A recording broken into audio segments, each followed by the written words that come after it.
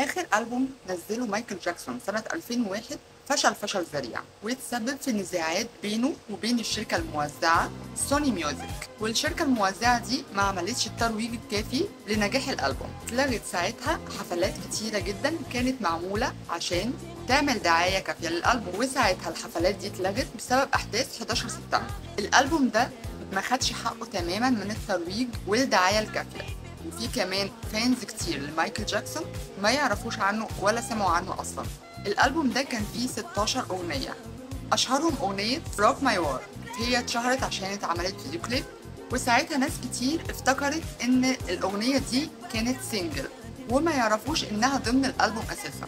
مع إن بقى إن الألبوم ده الميوزك اللي فيه والأغاني اللي فيه من أجمل ما غنى مايكل جاكسون، وفي كمان أغاني زي بريك اوف داون فيها اختراعات موسيقية هايلة. الألبوم ده الطاغي عليه الطابع الرومانسي، لكن المزيكا اللي فيه حاجة كده من الخيال، حاجة كده معمولة وسابقة عصرها بكتير قوي. حبيت أشارككم المعلومة دي لأني من عشاق مايكل جاكسون.